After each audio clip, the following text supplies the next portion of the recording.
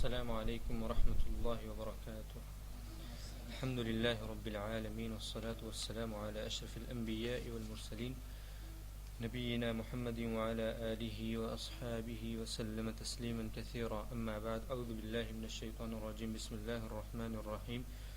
قال الله عز وجل: ولا يأتلي أولو الفضل منكم والسعة أن يؤتوا أولي القربى والمساكين والمهاجرين في سبيل الله وليعفوا وليصفحوا ألا تحبون أن يغفر الله لكم والله غفور رحيم.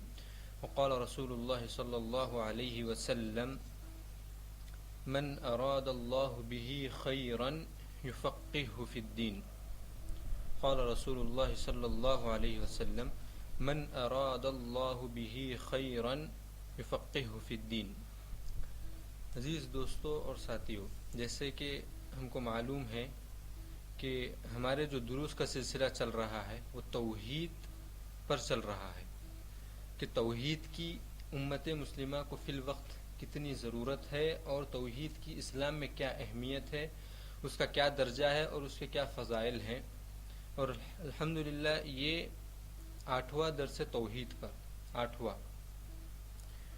پچھلے درس میں ہم پڑھے تھے کہ توحید کا تقاضا پورا کرنے کی دوسری شرط ہے کہ دین اسلام سے محبت رکھنا، اس کو چاہنا، اس سے رغبت رکھنا، اور اس میں سب سے بڑی چیز جس کو چاہنے کی ہے اور جس کی طرف رغبت رکھنے کی ہے وہ ہے توحید.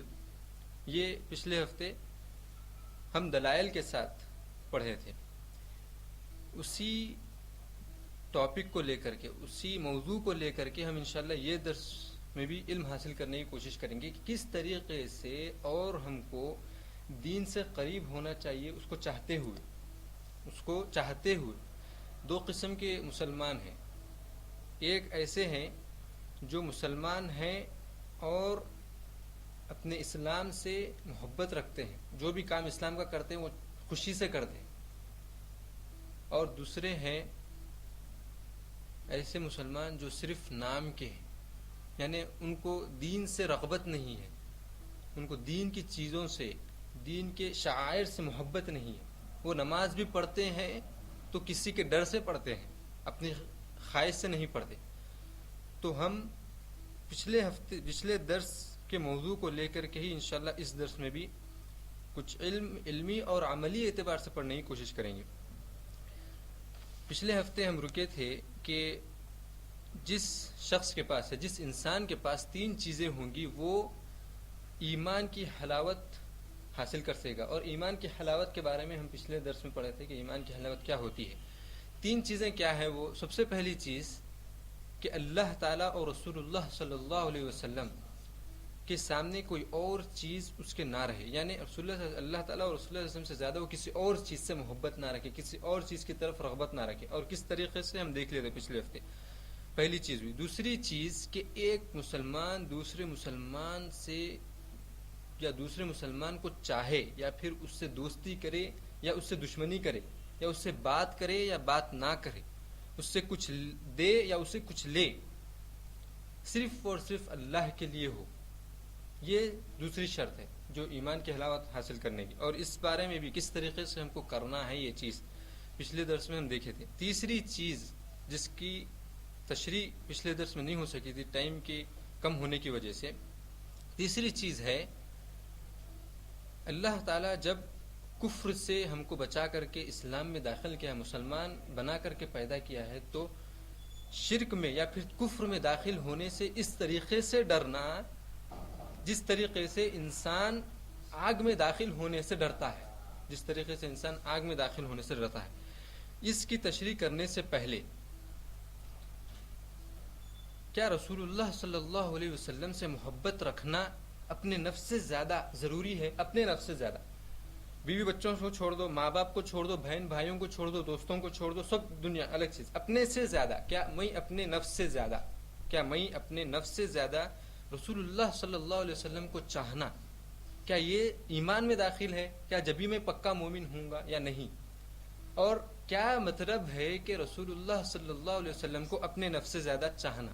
اس کو ہم پہلے دیکھیں گے، اس کی دلیل اور اس کا جواب یہ ہے کہ ہاں، رسول اللہ صلی اللہ علیہ وسلم کو ہم اپنے نفسوں سے زیادہ چاہنا فرض ہے، سنت نہیں ہے، نفل نہیں ہے، مباح نہیں ہے، بلکہ فرض ہے۔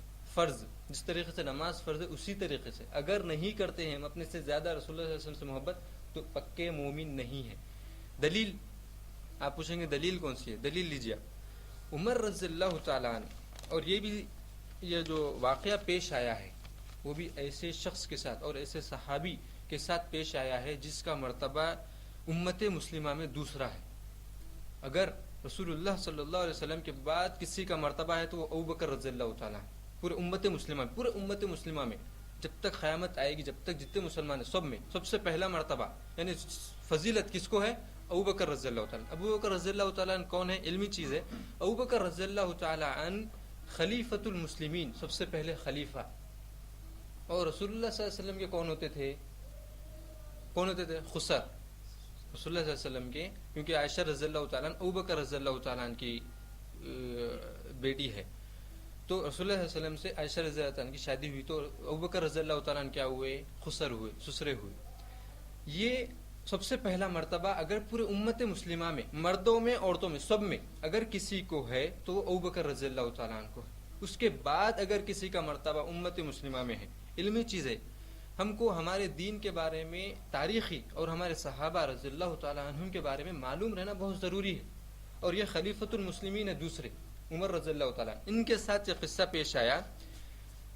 ایک وقت وہ بیٹھے ہوئے تھے، رسول اللہ صلی اللہ علیہ وسلم وہاں پر آئے اور کہنے لگے، کس سے؟ رسول اللہ صلی اللہ علیہ وسلم کس سے کہہ رہے ہیں؟ عمر رضی اللہ تعالیٰ عنہ سے، کوئی مسلمان جب تک مومن نہیں ہو سکتا ہے جب تک کہ وہ مجھے تمام چیزوں سے زیادہ بڑھ کر کے چاہیے۔ کون کہہ رہے ہیں اور کس سے کہہ رہے ہیں؟ رسول اللہ صلی اللہ علیہ وسلم عمر رضی اللہ تعالیٰ عنہ سے کہہ رہے ہیں۔ عمر رضی اللہ تعالیٰ عنہ کیا جواب دیتے ہیں؟ جواب میں فرماتے ہیں عمر رضی اللہ تعالیٰ عنہ، اے رسول اللہ صلی اللہ علیہ وسلم، میں آپ کو تمام لوگوں سے ہر چیز سے بڑھ کے چاہتا ہوں سوائے میرے نفس۔ کون کہہ رہے ہیں؟ عمر رضی اللہ تعالیٰ عنہ، ان کا مرتبہ اسلام میں دوسرا ہے، امت مسلمہ میں دوسرا مرتبہ۔ وہ کہہ رہے ہیں رسول اللہ صلی اللہ علیہ وسلم، میں آپ کو سب چیزوں سے بڑھ کے چاہتا ہوں سوائے میرے اپنے نفس سے، میں آپ کو اپنے نفس سے زیادہ نہیں چاہتا۔ اگر میرے اوپر کوئی مصیبت آئی اور آپ کے اوپر، اس کا مطلب یہ ہوا، اگر آپ یہ مطلب نکالنا چاہتے تو اس کا مطلب یہ، میرے اوپر اگر کوئی مصیبت آئی اور آپ کے اوپر مصیبت آئی تو میں اپنے آپ کو بچاؤں گا، آپ کو نہیں بچاؤں گا سب سے پہلے، اس کا مطلب یہی ہوا نا۔ عمر رضی اللہ تعالیٰ رسول اللہ صلی اللہ علیہ وسلم سے یہ جواب دیا کہ میں آپ کو سب چیزوں سے بڑھ کر کے چاہتا ہوں سوائے میرے نفس کے، میں اپنے سے زیادہ آپ کو نہیں چاہتا۔ رسول اللہ صلی اللہ علیہ وسلم نے کہا، یا عمر، اے عمر، تم اپنے نفس سے زیادہ جب مجھے چاہو گے تو جب جا کر کے تم مومن ہوگے، جب تم اپنے نفس سے زیادہ مجھے چاہو گے تو جب جا کر کے مومن ہوگے۔ تو عمر رضی اللہ تعالیٰ وہیں پر اسی وقت جب کہتے ہیں کہ اب میں آپ کو اپنے نفس سے زیادہ چاہتا ہوں، اپنے سے زیادہ میں آپ کو چاہتا ہوں، تو رسول اللہ صلی اللہ علیہ وسلم نے کہا کہ الآن، اب، یعنی کہ اس کا مطلب یہ ہوگا کہ اب تم حقیقی مومن ہوئے ہو، اب تم حقیقی مومن ہو۔ یہ حدیث میں بتلا دیا ہوں کہ عمر رضی اللہ تعالیٰ عنہ کے ساتھ پیش آیا ہے، یہ قصہ رسول اللہ صلی اللہ علیہ وسلم کے ساتھ نفس سے زیادہ چاہنے کا۔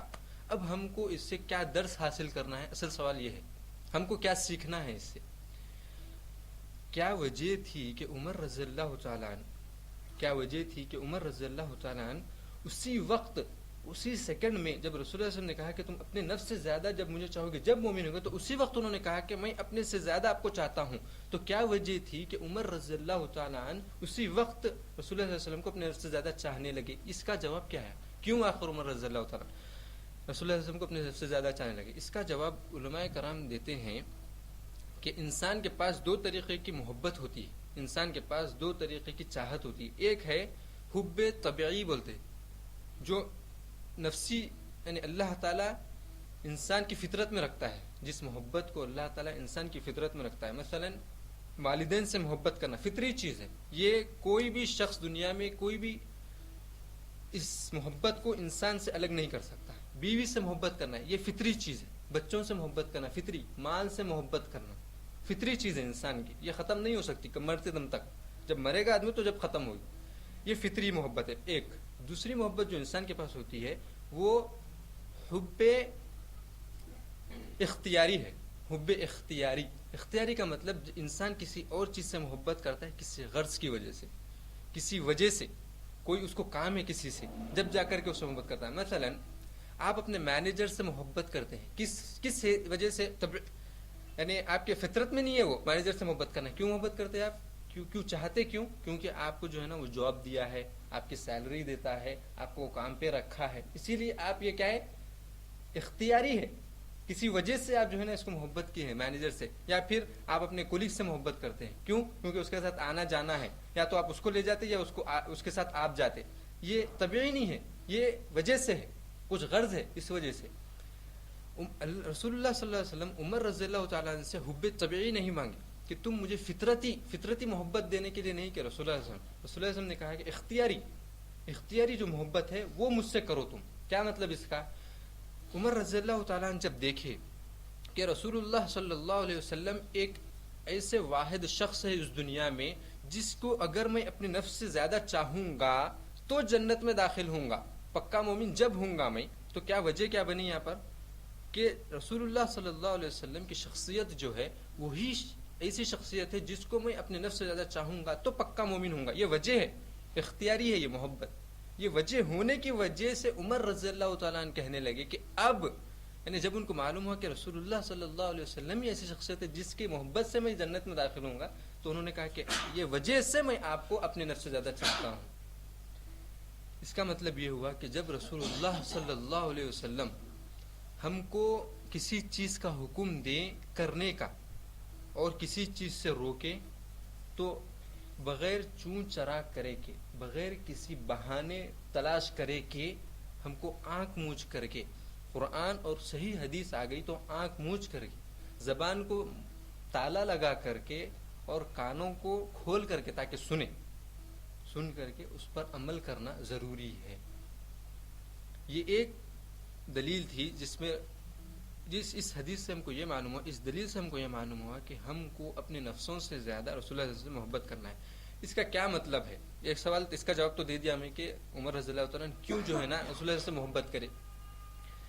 دوسرا جواب کہ کیا مطلب ہے رسول اللہ صلی اللہ علیہ وسلم کو اپنے نفس سے زیادہ چاہنے کا؟ کیا اس کا مطلب یہ ہے کہ کوئی شخص آ کر کے آپ کو مارے اور کہے کہ رسول اللہ صلی اللہ علیہ وسلم نے مجھے حکم دیا ہے تم کو مارنے کا, خالی بس انیسیسری کسی غیر وجہ سے, یا پھر ایسا بولے کہ تم رسول اللہ صلی اللہ علیہ وسلم کو اپنے نفس سے زیادہ چاہتے تو تم مجھ سے مار کھاؤ, میں تمہیں گولی مارنے والا ہوں, میں تمہیں قتل کرنے والا ہوں, اگر تم رسول اللہ صلی اللہ علیہ وسلم سے محبت کرتے تم آگ میں کود جاؤ.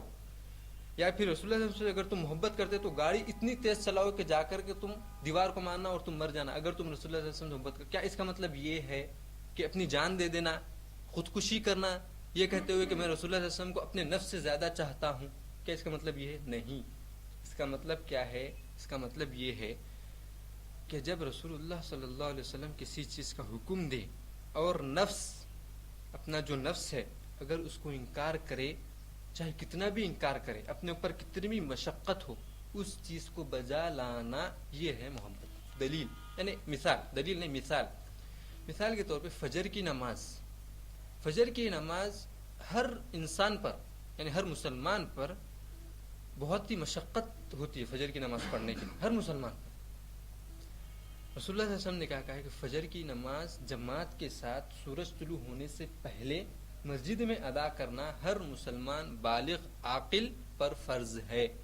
اب یہ چیز ہمارے نفسوں پر مشقت ہے, ایک تکلیف ہے, لیکن اللہ سے اگر ہم, رسول اللہ صلی اللہ علیہ وسلم سے اگر ہم اپنے نفسوں سے زیادہ محبت کرتے ہیں تو محبت دکھلانے کی, عمل کر کے دکھلانے کا, صرف منہ سے بولنے کا نہیں ہے کہ میں رسول اللہ صلی اللہ علیہ وسلم کو اپنے نفس سے زیادہ چاہتا ہوں, صرف کلامی بات نہیں ہے یہاں پر, عمل کر کے. کس طریقے سے؟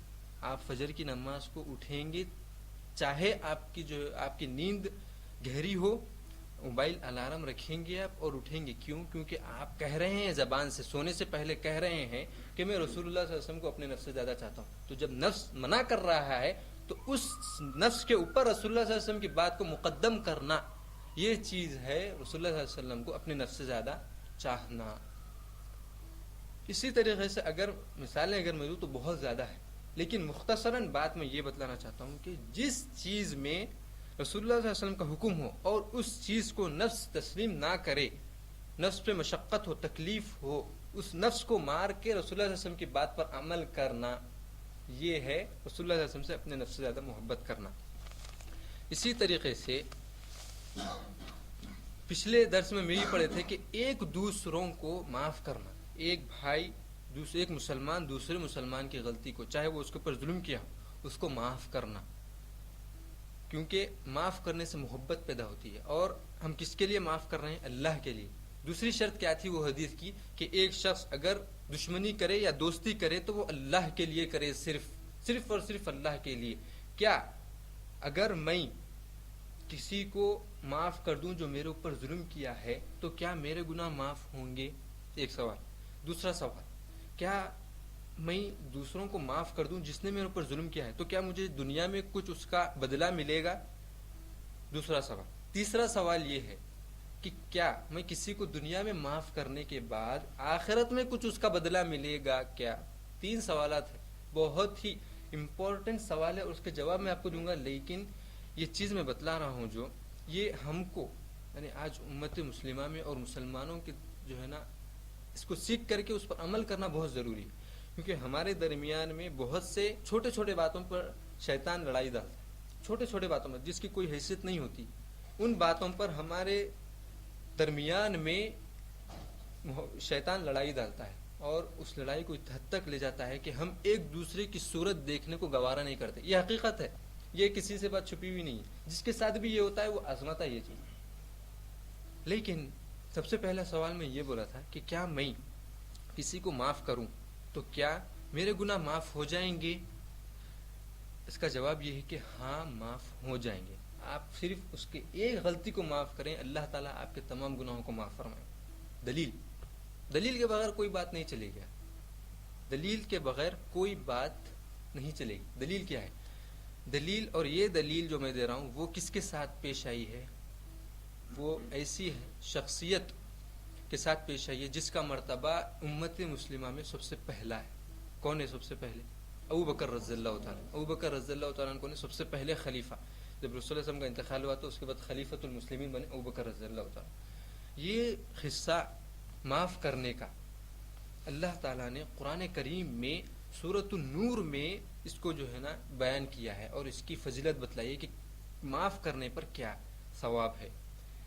قصہ یہ ہے کہ جب عائشہ رضی اللہ تعالیٰ عنہ پر نعوذ باللہ زناکاری کی جب تہمت لگائی گئی، منافقوں نے جب زناکاری کی عائشہ رضی اللہ تعالیٰ عنہ پر جب تہمت لگائی تو ان تہمت لگانے والوں میں سے ایک شخص اور ایک صحابی وہ بھی تھے جس پر ابوبکر رضی اللہ تعالیٰ عنہ اپنے پیسہ خرچ کرتے تھے، جس کی زندگی ابوبکر رضی اللہ تعالیٰ عنہ کے پیسے پر منحصر تھی۔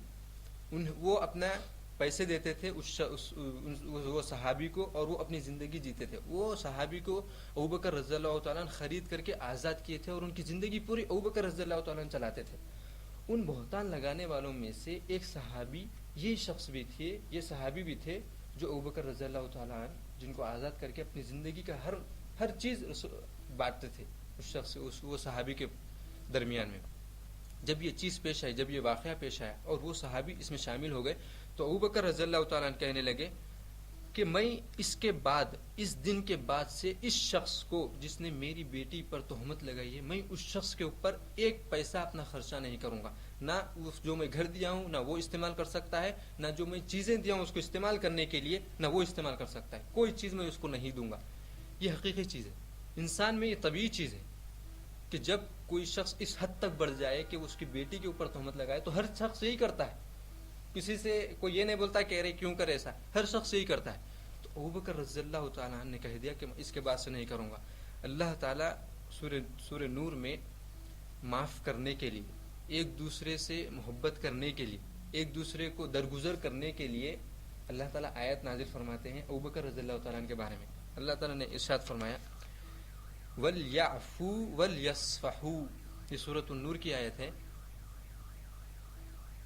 آپ معاف کر دو جنہوں نے آپ کے اوپر ظلم کیا ہے، آپ ان کو وَلْيَعْفُوا، یعفو کا مطلب معاف کر دو، یصفحوا درگزر کر دو، معاف کر دو ایک ہے، درگزر کر دو، وَلْيَعْفُوا وَلْيَصْفَحُوا۔ اس کا نتیجہ کیا ہے؟ اب نتیجہ آ رہا ہے، اصل چیز یہاں پر ہے ہم سب کے لیے جس سے بھی ہماری دشمنی ہے، چاہے وہ شخص ہم پر ظلم کیا ہوگا یا ہم اس پر ظلم کیا اور ہمارے درمیان میں دشمنی ہے، اگر آپ چاہتے ہیں کہ آپ کے گناہ معاف ہو جائے، یا میں چاہتا ہوں، میں کسی کے ساتھ میری اگر دشمنی ہے، اگر میں چاہتا ہوں کہ میرے گناہ معاف ہو جائے، اور ہر شخص چاہتا ہے، کون نہیں چاہتا بولو، کون نہیں چاہتا کہ میرے گناہ معاف ہو جائے؟ ہمیشہ ہم ہر نماز میں دعا کرتے ہیں اللہ میرے گناہ معاف فرما دے. سیدھا سیدھا سمپل راستہ ہے، کیا ہے؟ کسی شخص کو معاف کر دو. اس کا بدلہ کیا ہے؟ اللہ تعالیٰ فرماتے ہیں وَلْيَعْفُوا وَلْيَصْفَحُوا أَلَا تُحِبُّونَ أَن يَغْفِرَ اللَّهُ لَكُمْ. کیا تم لوگ یہ چیز پسند نہیں کرتے کہ اللہ تعالیٰ تمہارے گناہوں کو معاف فرما دے؟ کس وجہ سے؟ کہ تم نے اپنے بھائی کو معاف کیا، اللہ تعالیٰ اس کے بدلے میں تمہارے تمام گناہ معاف فرما دے. الا تحبون، اللہ تعالیٰ نے فرمایا کہ صرف معاف نہیں کریں گے، کیا تم یہ نہیں چاہتے؟ سوال کیا اللہ تعالیٰ، کیا تم یہ نہیں چاہتے؟ اور ہم میں سے کون نہیں چاہتا کہ ہمارے گناہ معاف ہو جائے؟ الا تحبون ان یغفر اللہ لکم، کہ اللہ تعالیٰ تمام تمہارے گناہوں کو معاف فرما دے. خوشخبری ہے، ابھی ہم یہاں سے، یا میں، میرے پاس جس کی بھی دشمنی ہے، جس سے بھی میری بات نہیں ہے، یہاں سے عہد کر کے اٹھنا ہے اس آیت کے سننے کے بعد، اور میری تمنا ہے کہ میرے گناہ معاف ہو جائے، تو میں جا کر کے اپنے بھائی سے، چاہے وہ سگا بھائی ہو کہ مسلمان ہونے کی حیثیت سے بھائی ہو، اس سے جا کر کے ہاتھ ملائیں اور درگزر کریں جو بھی بات ہے. تو سب سے پہلے سوال کا جواب یہ ہے کہ اللہ تعالیٰ جو شخص اپنے مسلمان بھائی کے لیے، ایک مسلمان اگر مسلمان بھائی کو معاف کرتا ہے تو اللہ تعالیٰ اس کے گناہوں کو معاف فرماتا ہے. ایک سوال کا جواب. دوسرے سوال کا جواب، دوسرا سوال کیا ہے؟ دوسرا سوال یہ تھا کہ کیا معاف اگر میں کسی مسلمان بھائی کو کر دوں اس دنیا میں، تو کیا مجھے اس دنیا میں کوئی اجر و ثواب ہے، کوئی بدلہ ہے، یا پھر میں اس دنیا سے بغیر اجر و ثواب کے ہی جانے والا ہوں؟ اس کا جواب یہ ہے کہ آپ اگر کسی کو معاف کریں گے، چاہے اس کی غلطی ہی کیوں نہ ہو، تو آپ کے لیے جو چیز انسان سب سے زیادہ چاہتا ہے اس میں زیادتی اور برکت ہوگی. اور وہ کیا چیز ہے؟ دلیل کے ساتھ دیتا ہوں میں. ایک ہے مال اور دوسرا ہے عمر. مال میں برکت کون نہیں چاہتے ہم میں سے؟ میں مال میں برکت چاہتا ہوں، کتنا بھی کماؤ ہمارے کو کمی ہے، ہم چاہتے ہیں کہ مال میں برکت ہو. ایک چیز. دوسری چیز، انسان اپنی عمر میں، یعنی جو شخص معاف کرے گا کسی مسلمان بھائی کو تو اللہ تعالیٰ اس کے مال میں برکت دیتے ہیں اور اس کی عمر میں برکت دیتے ہیں، اس کی عمر لمبی کرتے ہیں. کون ہم میں سے ایسا ہے جو یہ کہتا ہے کہ 50 سال میں میرے کو اللہ تعالیٰ اٹھا لے دنیا سے؟ ہر جناب بولتا 500 سال تک بھی میں جیوں گا، 1000 سال تک بھی تو جیوں گا. بولتے نہیں بولتے؟ اگر آپ چاہتے کہ اللہ تعالیٰ آپ کی زندگی، آپ کی عمر میں اضافہ کرے یا پھر آپ کی عمر میں برکت ڈالے، تو آپ کے اوپر فرض ہے کہ آپ اپنے بھائی کو معاف کریں. اور یہ دنیا میں بدلہ ہے، دنیا میں بدلہ ہے زندہ رہے تک. اور میں جو دلیل دینے والا ہوں دنیا میں رہنے کا. سوال یہی ہے کہ کیا میں اپنے بھائی کو معاف کروں تو کیا دنیا میں کچھ بدلہ ملنے والا ہے؟ دلیل کیا ہے آپ کے پاس کہ اگر میں معاف کروں تو مال میں اور میری عمر میں برکت ہوئی؟ کیا دلیل ہے؟ دلیل یہ ہے، دلیل لیجیے آپ، حدیث سے یہ دلیل ہے. رسول اللہ صلی اللہ علیہ وسلم فرماتے ہیں کہ جو شخص یہ چیز پسند کرتا ہے، جو شخص، جو مسلمان اس چیز کو چاہتا ہے کہ اللہ تعالیٰ ان یبسط فی رزقہ، کہ اللہ تعالیٰ اس کے رزق میں کشادگی دے، اس کے رزق میں برکت دے. ان یبسط فی رزقہ وان ینسأ فی عمرہ، اور جس کی عمر اللہ تعالیٰ بڑی کرے تو اس کے اوپر کیا فرض ہے؟ فلیصل رحمہ، تو وہ اپنے رشتہ داروں کو، اپنے رشتوں کو جوڑے، اپنے رشتوں کو جوڑے. یہ حدیث ہے. پھر سے میں حدیث دہراتا ہوں کہ رسول اللہ صلی اللہ علیہ وسلم نے فرمایا جو شخص یہ پسند کرتا ہے کہ اللہ تعالیٰ اس کے مال میں زیادتی کرے، 10,000 ہے 50,000 ہونا بول کے تمنا ہے، برکت ہونا بول کے تمنا ہے، عمر ہے 50 سال کی، مرنے کی تمنا نہیں ہے، 100 سال تک جینے کی تمنا ہے، صحیح ہے. اگر ایسی تمنا ہے تو آپ کے اوپر یہ عمل کرنا ضروری. کیا ہے؟ فلیصل رحمہ، اپنے رشتہ داروں کو، یا اپنے رشتے جو ہیں، رشتہ دار ہی صرف رشتہ دار نہیں ہوتے، آپ کے دوست بھی آپ کا رشتہ دار ہے، آپ کا رشتہ اس سے بھی ہے مسلمان ہونے کی حیثیت سے. آپ کا پڑوسی جو مسلمان ہے وہ بھی آپ کا رشتہ دار ہے پڑوسی ہونے کی حیثیت سے، مسلمان ہونے کی حیثیت سے. تو کوئی شخص اگر یہ چاہتا ہے تو رشتہ داری قائم رکھے، ٹوٹنے کے بعد بھی رشتہ داری کو جوڑے۔ اس کا کیا مطلب ہوا؟ کس طریقے سے اللہ تعالیٰ صلہ رحمی کرنے کی وجہ سے مال میں اور عمر میں برکت دیتے ہیں۔ سب سے پہلے یہ سمجھنا ہے کہ صلہ رحمی کس طریقے سے اب کرنے کا ہے، ہم کو کس طریقے سے رشتوں کو جوڑنا ہے۔ اگر آپ کے ساتھ کوئی شخص لڑ کر کے یا پھر آپ سے دشمنی کر کے آپ سے اگر دور ہو جائے، آپ ایک راستے پر جا رہے ہیں اور وہ ایک راستے پر جا رہا ہے، آپ اس کو دیکھ رہے ہیں، وہ آپ سے منہ موڑ کر جا رہا ہے، آپ جا کر کے اس سے ہاتھ ملانا، آپ جا کر کے اس سے سلام کرنا، آپ سے کچھ غرض نہیں ہے۔ آپ کیوں جا رہے ہیں؟ تاکہ یہ جو میرے بیچ میں جو دراڑ آ چکی ہے، مسلمان ہوتے ہوئے یہ شیطان جو میرے بیچ میں دیوار پیدا کر دیا ہے کہ میں ایک طرف دیکھ رہا ہوں اور وہ ایک طرف، جبکہ رہتے ہیں بازو بازو، جبکہ رہتے ہیں صرف دیوار کا فاصلہ ہے، لیکن ملنے کے درمیان میں زمین آسمان کا فاصلہ ہے، کبھی ہم نظر اٹھا کے دیکھنا نہیں چاہتے۔ اس چیز کو ختم کرنے کے لیے آپ کو اس سے کوئی لینا دینا نہیں، صرف مسلمان ہونے کی حیثیت سے اپنے ایمان کو بچانے کے لیے آپ اس کے پاس جا کر کے اس کے غلطی کو آپ درگزر کر رہے ہیں، تو اللہ تعالیٰ آپ کے مال میں برکت دیں گے اور آپ کی عمر میں برکت دیں گے۔ فل میں ان یبسط فی رزقہ و ان ینسأ فی عمرہ فلیصل رحمہ، اور رحمہ سے مراد یہاں پر رشتہ دار ہے، اصل رشتہ دار۔ اگر کسی شخص کی لڑائی اگر اس کے والدین سے ہو گئی ہے کسی بھی وجہ سے، اور آپ تعجب کریں گے کہ کیا والدین سے بھی لڑنے والے مسلمان موجود ہیں؟ ہاں موجود ہیں۔ کتنے ہیں؟ کتنوں کے بارے میں ہم سنتے ہیں کہ وہ کئی دنوں سے یا کئی مہینوں سے کئی سالوں سے یہاں پر رہ رہے ہیں اور فون نہیں کرے اپنے والدین کو۔ کیا وجہ سے؟ کچھ غلطی ہو گئی والدین سے ان کے بارے میں اور انہوں بات ہی نہیں کر، رشتہ داری کاٹ دی ہے والدین سے، بھائیوں سے، بہنوں سے، اپنے خالہ سے، اپنے خالو سے، اپنے دادا سے، کسی سے بھی، یہ پورے رشتہ دار ہے۔ اس کے بعد دوست جو ہم کو ملتے ہیں، محلے والوں سے اگر کوئی لڑائی ہوئی ہے ان کو درگزر کرنا، یہ سب چیز یہ فلیصل رحمہ میں شامل ہے۔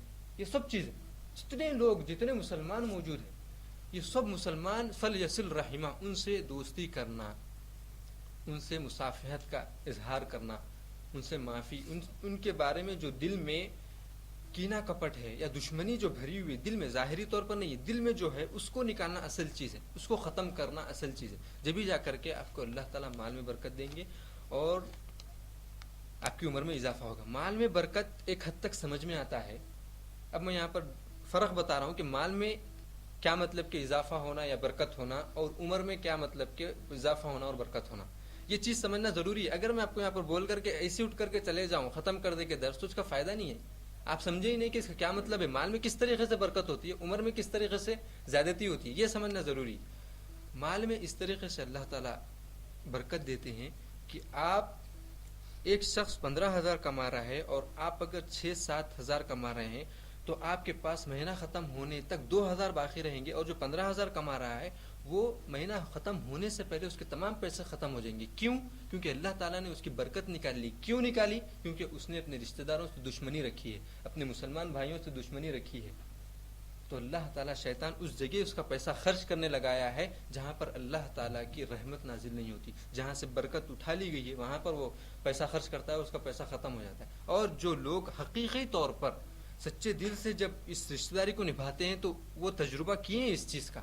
کئی لوگ ایسے موجود ہیں جو اپنے والدین سے اچھے نیک سلوک کرتے ہیں، والدین سے خاص طور پہ والدین سے جب نیک سلوک کرتے ہیں تو اللہ تعالیٰ ان کے مال میں اتنی کشادگی دیتے ہیں کہ کوئی سوچ بھی نہیں سکتا کہ یہ آدمی اس حد تک جا سکتا تھا مال میں۔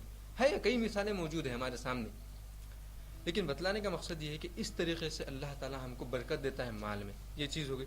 دوسری چیز کہ عمر میں زیادتی کا کیا مطلب؟ علماء نے فرمایا ہے اگر کسی شخص کی عمر 60 سال ہے تو اللہ تعالیٰ 70 سال کر دیتے ہیں۔ حقیقی میں اللہ تعالیٰ اس کو 70 سال کرتے ہیں۔ بعض علماء نے یہ کہا ہے اس کا مطلب کہ عمر میں زیادتی ہونا، اور دوسرا مطلب یہ کہا ہے، اور سب سے زیادہ راجح اور صحیح قول علماء نے یہی بتلایا ہے، اور وہ یہ ہے کہ 60 سال ہی عمر ہے، اس کی زیادہ نہیں کی جائے گی، 60 سال ہی رہے گی، لیکن اللہ تعالیٰ اس کی عمر میں اتنی برکت دیں گے، اتنا کام اس سے لیں گے اللہ تعالیٰ، دین کا ہو یا دنیا کا ہو، اتنا کام لیں گے، اتنا وہ کام کرے گا وہ دین کا یا دنیا کا، کہ جو آدمی 600 سال میں بھی نہیں کر سکے گا۔ وہ 60 سال میں کر کے چلے جائیں گے. کیوں؟ کیونکہ اللہ تعالیٰ نے اس کی زندگی میں برکت دی. کیوں برکت دی؟ کیونکہ اس کا بھائی، اس کی بہن، اس کے والدین یا اس کے چچا اس سے نفرت کرتے تھے، اس سے دشمنی کرتے تھے، لیکن پھر بھی وہ جا کر کے اس سے اپنا رشتہ جوڑا، ان سے رشتہ نہیں کاٹا. اس وجہ سے اللہ تعالیٰ اس کے زندگی میں برکت دیے ہیں. یہ دنیا میں ہے، یہ مرنے کے بعد نہیں.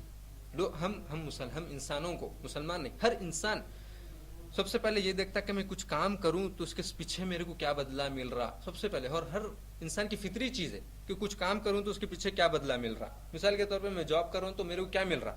کیا جاب کر کے خالی ہاتھ آ رہا ہوں میں، یا میرے کو پیسے مل رہے ہیں؟ ہاں پیسے مل رہے ہیں، تو بدلہ ہے آپ کا پیچھے، اس واسطے آپ کام کو جاتے. تو اسی طریقے سے اللہ تعالیٰ نے ہر کام کا دین کے ہر کام میں بدلہ رکھا ہے کہ تم یہ کرو گے تو یہ ملے گا، یہ کرو گے تو یہ ملے گا. اور دنیا میں سب سے زیادہ اگر مال کمانے کی خواہش ہے نا، اگر دنیا میں سب سے زیادہ مال پیسہ کمانے کی اگر کسی کو خواہش ہے، یا اپنی عمر میں برکت ہونے کی یا زیادتی ہونے کی اگر خواہش ہے، تو یہ حدیث پر عمل کریں گے. ہم میں سے کس کو نہیں ہے مال کی زیادتی؟ ہمیشہ بینک فل رہنا، ہمیشہ ہمارے پاس ہمارے جو جیب میں پاکٹ پڑی وہ فل رہنا، ہمیشہ کار میں پیسے پڑے ہوئے رہنا، گھر میں پیسے پڑے ہوئے رہنا. فطرت ہے انسان کی، کوئی گناہ نہیں ہے. یہ انسان پیسہ زیادہ کمانا کوئی گناہ نہیں ہے، لیکن پیسہ کما کر کے اللہ کا حق ادا نہیں کرنا، رشتہ داروں کا حق ادا نہیں کرنا، رشتہ داروں کے اوپر گھمنڈ، تکبر کرنا، میں زیادہ پیسہ کمانے والا ہوں، یہ ہے سب سے خطرناک چیز. پیسہ کتنا بھی کمائے انسان اسلام میں، اور میں بات نہیں بتلا دینا چاہتا ہوں کیونکہ کئی مسلمان یہ کہتے ہیں کیا اسلام میں پیسہ زیادہ کمانا، 50,000 میں اگر کما رہا ہوں تو کیا مشکل ہے، میرا بزنس ہے، کیا اسلام نے حرام قرار دیا 50,000 کمانا؟ نہیں. آپ 50,000 کماؤ، ایک مہینے میں 1 لاکھ کماؤ، 1 کروڑ کماؤ، اسلام نے کبھی اس کی ممانعت نہیں کی تم اتنا ہی کمانا. لیکن کما کر کے اللہ کا حق اگر آپ ادا کر رہے ہیں، اپنے رشتہ داروں کا حق ادا کر رہے ہیں، اپنے گھر والوں کا حق ادا کر رہے ہیں، اپنے والدین کا حق ادا کر رہے ہیں، تو کوئی بات نہیں. لیکن والدین کو بھول گئے پیسے کما کر کے، یا اپنے رشتہ داروں کو جو غریب ہیں ان کو بھول گئے، یا غریب مسلمانوں کو بھول گئے، تو پھر یہاں پر ہے، اسلام نے یہاں پر روکا ہے کہ تم اتنا پیسہ کما کر کے تم کہاں جانے والے، سوچ لو. بتلانے کا مقصد صلہ رحمی کرنے کی وجہ سے اللہ تعالیٰ مال میں اور عمر میں برکت دیتے ہیں. یہ دوسری چیز. دوسرا سوال کا جواب کہ دنیا میں بھی اللہ تعالیٰ اس چیز کا بدلہ دیتے ہیں، کیا آخرت میں؟ تیسرا سوال یہ ہے کہ کیا مجھے آخرت میں کیا بدلہ ہے اس کا؟ اب اس کا آخرت میں کیا بدلہ ہے؟ جب میں مر جاؤں گا تو مجھے کیا ملنے والا ہے اگر میں اپنے بھائی سے، کیونکہ معاف کرنا کسی کے بس کی بات نہیں ہے. کوئی اگر شخص ہمارے ساتھ غلطی کرے یا ہمارے اوپر ظلم کرے، اس سے جا کر کے معاف کرنا یہ ہر انسان کی بس کی بات نہیں ہے. ہر انسان کی، مسلمانوں کی صرف نہیں، کسی بھی انسان کی بس کی بات نہیں ہے. اگر اللہ کا ڈر ہے، لیکن اس مسلمان یا اس شخص کے لیے آسان چیز ہے جس کے پاس اللہ کا ڈر ہے اور جو قیامت کو اپنے سامنے رکھتا ہے اور اللہ تعالیٰ کے اس قول کو رسول اللہ علیہ وسلم کے اس قول کو رکھتا ہے، اور اللہ تعالیٰ کے اس قول کو وَلْيَعْفُوا وَلْيَصْفَحُوا، اس چیز کو اگر رکھتا ہے تو اس کے لیے کوئی بڑی بات نہیں ہے، کیونکہ وہ جگر والا ہو جاتا ہے. جب اس کے پاس دل ہوتا ہے معاف کرنے کے لیے، وہ چھوٹا دل والا نہیں ہوتا، اس کے پاس کشادگی ہوتی ہے، کیونکہ اللہ تعالیٰ اس کو برکت دیتے ہیں معاف کرنے. بتلانے کا مقصد یہ ہے کہ معاف کرنا آسان چیز نہیں ہے. تو جب معاف کرنا آسان چیز نہیں ہے آپ بول رہے ہیں، تو پھر مجھے آخرت میں کیا ملنے والا ہے جب میں معاف کروں؟ تو آخرت میں آپ کو ایک ایسا محل ملنے والا ہے جو صرف اور صرف اللہ تعالیٰ، سفید کلر کا ہوگا، وہ سفید کلر کا، اور وہ صرف ہیروں سے بنا ہوا ہوگا. اس میں کوئی اینٹ نہیں ہوگی، کوئی اور چیز نہیں ہوگی، صرف اور صرف ہیروں سے بنا ہوا ہیرا. اور یہ دنیاوی ہیرا نہیں، وہ ایسا ہیرا ہے جس کی صفت بیان کرنے کے الفاظ نہیں ہے، کسی بھی عالم کے پاس نہیں ہے. دنیا میں کسی بھی شخص کے پاس ایسی صفت بیان کرنے کے لیے کہ جنت کا ایک ہیرا ایسا ہوتا ہے. تو آپ کو آخرت میں کیا ملنے والا ہے؟ ایک ایسا محل ملنے والا ہے جو صرف اور صرف سفید ہیروں سے بنا ہوگا، اور صرف یہ ملنے والا ہے ان لوگوں کو جو اپنے بھائی کو اس دنیا میں اس کی غلطی پر یا اپنی غلطی پر کچھ کسی کی بھی غلطی ہو لیکن جا کر کے وہ معاف کرے سچے دل سے، دکھاوے کے لیے نہیں، سچے دل سے. اصل میں بتلانا چاہ رہا ہوں، نیت، اگر آپ کی نیت کتنی بھی آپ کی نیت میں اگر کھوٹ ہے، آپ جا کر کے پھر زبانی بول رہے ہیں، تو آپ کو یہ جتنے چیزیں میں بتلایا دنیا میں آخرت میں جتنی کچھ نہیں ملے گا. کیونکہ انسان جو سامنے والا ہے وہ دل کو نہیں جانتا، لیکن اللہ تعالیٰ جانتے ہیں. اور بدلہ کون دینے والے، مال برکت کون دینے والے، وہ بھائی نے دینے والے، اللہ تعالیٰ دینے. جتنی سچائی یہاں پر ہوگی نا، جتنی سچائی اس دل میں ہوگی، اتنا زیادہ فائدہ ہوگا. کیا دلیل ہے کہ قیامت کے دن ہیروں سے بنا ہوا سفید محل ملے گا؟ یہ دلیل حدیث سے دے رہا ہوں میں. اس کی دلیل رسول اللہ صلی اللہ علیہ وسلم نے ارشاد فرمایا کہ قیامت کے دن دو شخص جس کے درمیان میں دنیا میں لڑائی ہے. اور یہ حدیث بولنے سے پہلے ایک اور بات میں کلیئر کر دینا چاہتا ہوں کہ یہ جو دو شخص کے درمیان یا دو مسلمانوں کے درمیان جو لڑائی تھی، یہ دنیا میں ختم نہیں ہوئی تھی. ایک دوسرے کو یہ لوگ معاف نہیں کیے تھے دنیا میں، دونوں مر گئے بغیر معاف کیے کہ ان کے دل میں بھی ان کے لیے دشمنی، ان کے دل میں بھی ان کے لیے دشمنی. میں آپ کو نہیں بتلا رہا ہوں، لیکن بتلا رہا ہوں ایسی میں ایک دوسرے کے لیے دشمنی ہے اور مر گئے ایسی حالت میں. تو کیا قیامت کے دن معاف کرنے پر کیا قیامت میں کچھ بدلہ ہے؟ میں پہلے جو بات بتلایا اس کو ذرا چینج کر رہا ہوں میں، اور یہ حدیث جو ہے اسی بارے میں ہے کہ کیا آدمی دنیا میں معاف نہیں کیا کسی کو، لیکن آخرت میں معاف کر رہا ہے؟ کیا آخرت میں بھی معاف کرنے کا موقع ہے؟ بالکل ہے. تو آخرت میں اگر معاف کر رہا ہے تو کیا اس کا کیا بدلہ ہے؟ اور یہ چیز میں آج کے درس کی آخری بات ہوگی، یہ حدیث، اس کے ہم کو کیا فائدے ملتے ہیں. اس میں رسول اللہ صلی اللہ علیہ وسلم نے فرمایا دو مسلمانوں کو ایسا لایا جائے گا اللہ کے سامنے کہ دونوں کے درمیان میں لڑائی تھی اس دنیا میں، اور دونوں نے ایک دوسرے کو معاف نہیں کیا، دونوں مر گئے بغیر معاف کر لیے گئے، بغیر دل صاف کیے گئے.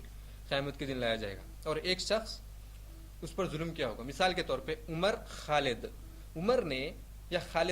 نے عمر پر ظلم کیا ہے دنیا میں، اور خالد اور عمر دونوں کے دل میں دشمنی تھی، دونوں ایک دوسرے سے بات نہیں کرتے تھے، دونوں کے دونوں اسی حالت میں مر گئے، دونوں کو معاف کیے گئے. عمر اور خالد کون ہے؟ ظالم ہے، عمر مظلوم ہے. ٹھیک ہے، دونوں کو لایا جائے گا تو اللہ تعالیٰ فرمائیں گے یہ جو عمر ہے جو مظلوم ہے جس کے اوپر ظلم کیا گیا تھا، وہ کہے گا اے اللہ یہ جو خالد ہے اس نے مجھ پر فلاں وقت پر فلاں ظلم کیا تھا، اس سے حساب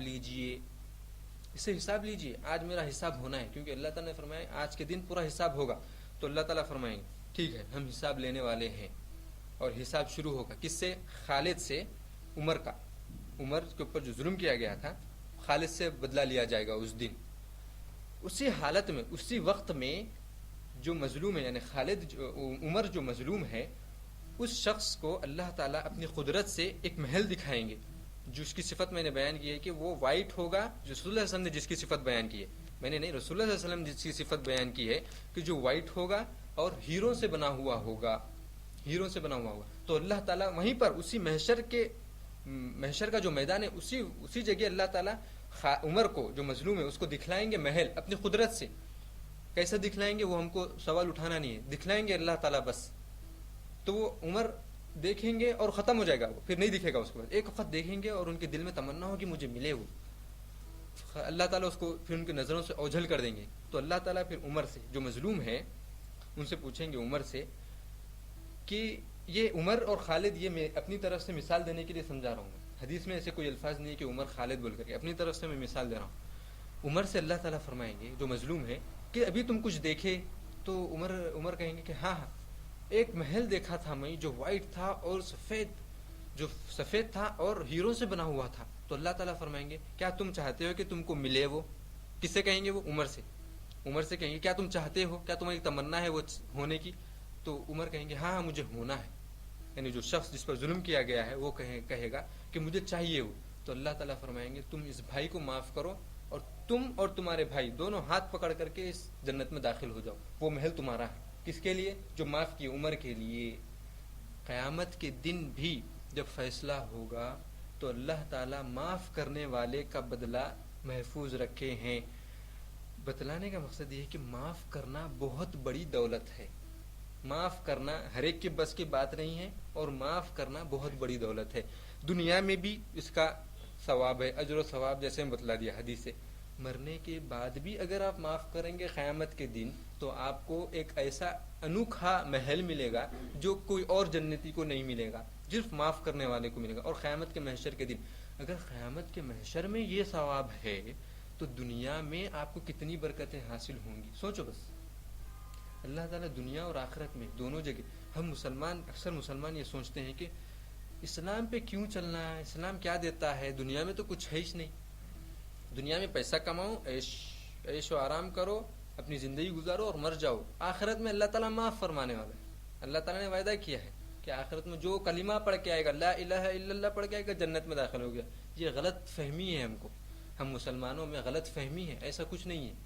اللہ تعالیٰ نے جو بھی احادیث، رسول اللہ صلی اللہ علیہ وسلم نے جو بھی احادیث اور اللہ تعالیٰ نے جو بھی آیتیں رحمت کی نازل کی ہیں، وہ صرف اور صرف ہم کو خواہش دلانے کے لیے، یعنی نہ کہ گناہوں پہ گناہ کرتے جانے کے لیے۔ بات آگے بڑھ رہی ہے، لیکن اس حدیث کا بتلانے کا مقصد یہ ہے، اور تیسرا سوال کا جواب یہ ہے کہ اگر آپ قیامت کے دن بھی کسی کو معاف کریں گے، اپنے بھائی کو، تو اللہ تعالیٰ اس کا اجر و ثواب ضائع نہیں ہونے دیں گے۔ مجمل طور پر اس درس کا خلاصہ یہ ہے کہ پچھلے درس میں جس چیز کو ہم پڑھے تھے کہ دین سے محبت رکھنا ہے اور دین میں سب سے زیادہ توحید سے محبت رکھنا ہے، تو اس درس میں ہم سب سے زیادہ یہ سیکھے ہیں کہ ہمارے آپسی تعلقات کو جوڑنا، رشتہ داروں سے جڑے رہنا، دوستوں سے، بہن بھائیوں سے جڑے رہنا، یہ ایمان میں سے ہے، اور جب تک ایک دوسرے کو معاف نہیں کریں گے، دنیا میں پکے مومن نہیں ہوں گے۔ ایک آخری بات بول کر کے میں اپنی بات کو ختم کرتا ہوں کہ سوال کئی لوگوں کے ذہنوں میں آ رہا ہوگا کہ اسلام سے محبت کرنا اتنی چھوٹی سی بات ہے اور آپ اس کے لیے دروس پہ دروس دیتے جا رہے ہیں۔ یہ دروس، اگر اسلام سے محبت کرنے کا مطلب یہ ہے کہ ہر چیز سے محبت کرنا ہے۔ ہمارے جو ٹاپک ہے توحید ہے، اور میں کیا بتلایا تھا شروع میں کہ توحید کا اگر تقاضا آپ کو پورا کرنا ہے تو سب سے پہلے علم حاصل کرنا ہے، سب سے پہلی شرط، اور دوسری شرط ہے اسلام سے محبت کرنا ہے اور اسلام میں توحید سے محبت کرنا ہے۔ اس درس میں ہم کو یہ معلوم ہوا کہ ہم کو آپسی تعلقات آپس میں جو ہماری دشمنی ہے اس کو، ہماری دوستی میں جو رشتہ داروں میں دوری پیدا ہو گئی ہے اس کو جوڑنا ہے۔ اس کی نعمتیں دنیا میں اور آخرت میں دونوں جگہ ہم کو ملنے والی ہیں، اور وہ دلائل کے ساتھ میں بیان کر دیا ہوں۔ اسی بات پر میں اپنی بات کو ختم کرتا ہوں، اور اللہ تعالیٰ سے دعا ہے کہ اللہ یہاں پر جو بھی کہا اور سنا گیا اس پر ہم کو عمل کرنے کی توفیق عطا فرمائے۔ یا اللہ یہاں پر جو بھی کہا اور سنا گیا اس پر ہم کو عمل کرنے کی توفیق عطا فرمائے۔ یا اللہ یہاں پر جو بھی کہا اور سنا گیا اس پر ہم کو عمل کرنے کی توفیق عطا فرمائے۔ یا اللہ یہاں پر جتنے حضرات موجود ہیں ان سب کے چھوٹے اور بڑے گناہوں کو معاف فرما دیجیے۔ یا اللہ یہاں جتنے حضرات موجود ہیں ان سب کے چھوٹے اور بڑے گناہوں کو معاف فرما دیجیے۔ یا اللہ یہاں جتنے حضرات آئے ہیں، یا اللہ یہ آپ کے توحید کا درس حاصل کرنے کے لیے آئے تھے، یا اللہ ان کے اٹھنے سے پہلے ان کے چھوٹے اور بڑے گناہوں کو معاف فرما دیجیے۔ یا اللہ ان کے تمام مصیبتوں کو دور کر دیجیے۔ یا اللہ ان کی ہر مشکلوں کو آسان کر دیجیے۔ یا اللہ ان میں سے جو بھی پریشان حال ہے اللہ ان کے پریشانیوں کو دور کر دیجیے۔ یا اللہ ان کے گھروں میں اگر کوئی پریشانی ہے تو اللہ ان کے گھروں کی پریشانیوں کو دور کر دیجیے۔ یا اللہ ان میں سے کوئی قرض دار ہے تو اللہ ان کے قرض ادا ہونے کا ذریعہ نکال دیجیے۔ یا اللہ ہم تمام کے چھوٹے اور بڑے گناہوں کو معاف فرما دیجیے۔ یا اللہ تمام مسلمان جو زندہ ہے اور جن کا انتقال ہو چکا ہے ان سب کے چھوٹے اور بڑے گناہوں کو معاف فرما دیجیے۔ یا اللہ جتنے مسلمان شرک پر ہے اللہ ان کو توحید جیسے نعمت سے نواز دیجیے۔ یا اللہ جتنے مسلمان شرک کے دلدل میں پھنسے ہوئے ہیں یا اللہ ان کو توحید جیسی نعمت سے نواز دیجیے۔ اور جتنے مسلمان توحید پر ثابت قدم ہے اللہ ان کو مرتے دم تک توحید پر ثابت قدم رکھیے۔ یا اللہ جب تک مسلمان توحید پر ہے اللہ اس کو مرتے دم تک توحید پر قائم و دائم رکھیے۔ یا اللہ مسلمانوں کی مدد کیجیے۔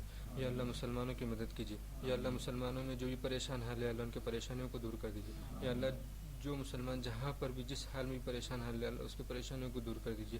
یا اللہ جو بھی مسلمان قرض دار ہے اللہ اس کے قرض ادا ہونے کا ذریعہ نکال دیجیے۔ یا اللہ ہر مسلمان کو دین کا علم حاصل کر کے اس پر عمل کرنے کی اور اس کو دوسروں تک پہنچانے کی توفیق عطا فرمائے۔ ربنا آتنا فی الدنیا حسنۃ وفی الآخرۃ حسنۃ وقنا عذاب النار، وآخر دعوانا الحمد للہ رب العالمین، وصلی اللہ وسلم علی نبینا